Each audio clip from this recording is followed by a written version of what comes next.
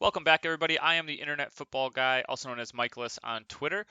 We have the NFL Week 3 season about to begin tonight, which means a whole new week of challenges in NFL All Day Playbook. Let's jump right into it, all right? We'll go from top to bottom here. Premium rewards, you got to burn 5 moments again. I'm not sure if they'll keep this standard throughout the season or if this will change. It does create a good way to not oversaturate the market by giving out rewards. I think last week it was something like 5,000 moments burned and 7,000 moments rewarded. So you only have a small increase in supply there. I think that's a good way to do it. I'm curious to see if they'll keep it, though, as the season goes on.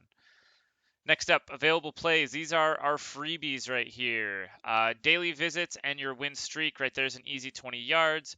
You get 5 more yards for purchasing a moment, which we're all doing right now. 10 yards if you join the pack drop. They have a new pack coming out on Tuesday, their first Series 2 pack. 10 yards if you just join that drop. You don't actually have to buy the pack. And then 5 yards for your favorite team win bonus. This is different than when they did it in week 1. Your favorite team locks on Thursday at 6 p.m. Eastern, and then it is locked for the week. So change it before 6 p.m. Thursday. Though I'm a Lions fan, I'm rooting for the Eagles this week. We'll just put it that way. Next up, we have our Thursday night challenge. So this should be getting released actually any minute now. But the game we have there is the Steelers versus the Browns. So let's go take a peek at who we should be buying. This is my exact process when I see games coming up. So this is something you guys can easily do on your own to prepare for the island games. So a couple things jump out to me, and I'll walk you guys through it. So after I do this, and I kind of get an idea of how many moments there are. Okay, they have quite a few. It's hard to recognize bottlenecks, I guess, from this screen. So this is where I use the filter option. And the first thing I always do is I go to historical. Let's see how many historical moments they have. Is this something that should be on my radar? One historical common and a rare, probably not happening for a challenge. Next, let's start looking at positions. So I prefer to go running backs and tight ends at the same time. Let's look here. Okay. So we have a couple tight end moments. For running backs, we have one Najee common. We have 2 Nick Chubb commons. Then we're looking at rares and legendaries. It's possible they go running back on each team. These moments would go crazy. These commons would jump up quite a bit, I would assume. But it would kind of surprise me, I guess, if they went with a running back.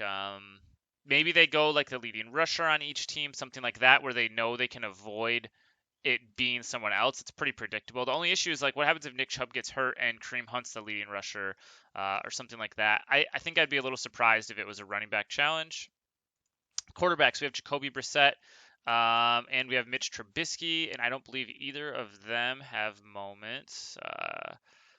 I'm not even going to search it. I don't think it's a quarterback challenge. I don't see any way they do that. Where I do think we are going tonight, though, is the wide receivers. Here we have the most depth, right?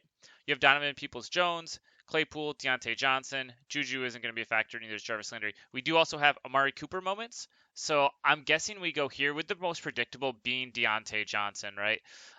This guy is the best wide receiver in the game. You could debate Amari Cooper. It's probably pretty close, but Deontay Johnson is really what I would be expecting here.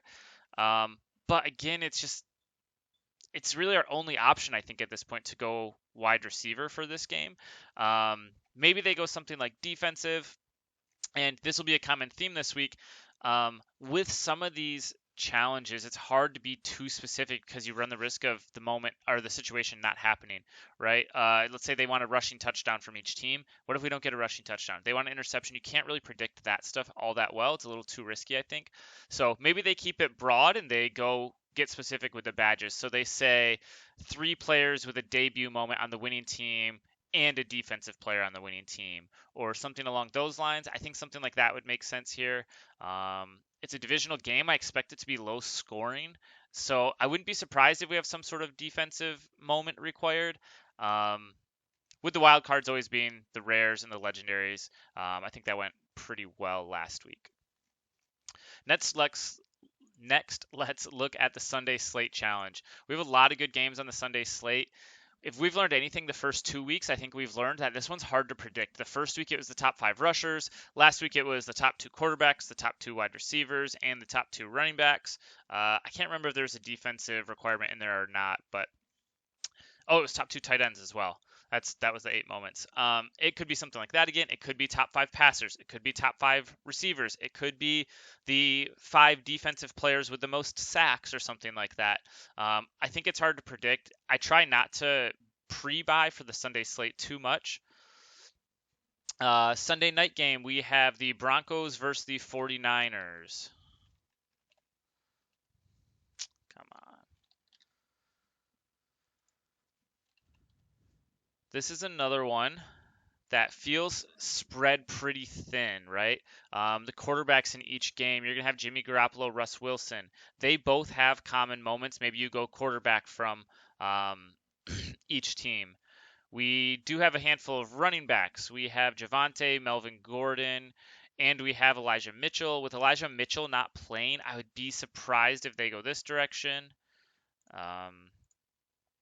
It's still a possibility, but you're really just going to end up requiring your Javonte or Melvin Gordon. I don't think they want to do challenges that are going to require a rare for the most part. They don't want to stick everybody in that position.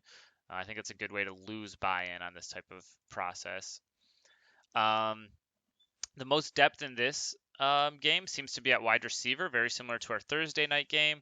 You got Judy, Ayuk, Courtland Sutton, Debo. You have a lot of predictable pass catchers. Maybe you go,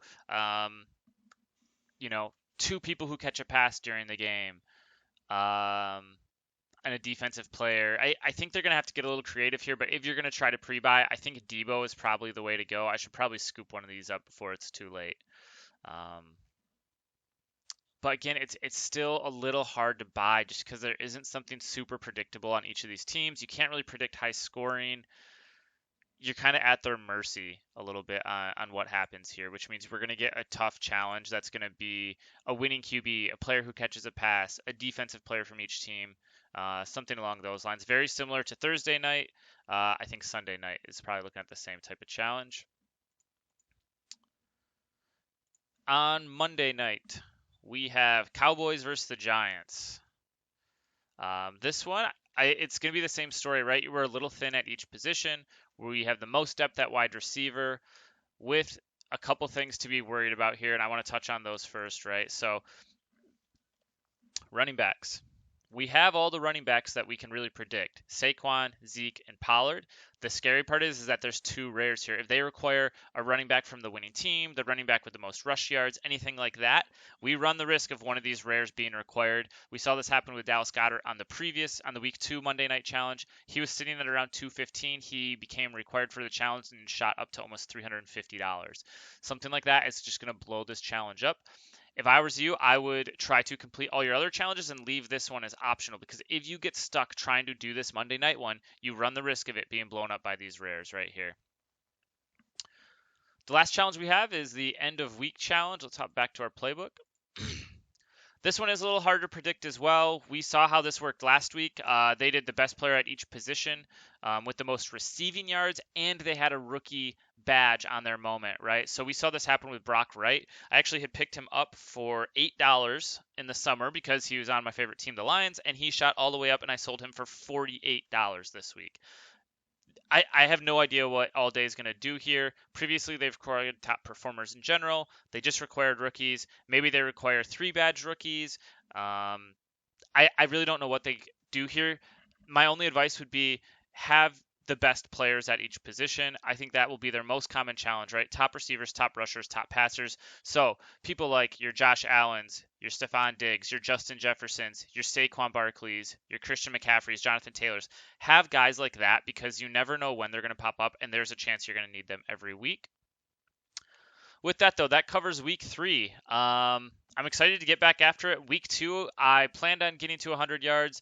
I saw the amount of profit I was in on some of these moments, and I ended up selling and trying to rebuild that dapper balance up a little bit. I felt pretty good about the decision until recently everyone started sharing their new packs on Twitter and all their rares and their legendary pulls, and I felt really left out then. So I think I'm just going to need to complete 100 yards every week and be part of the cool kids. But with that, that's everything I got. If you guys have any questions, hit me up on Twitter. I'll catch you next time.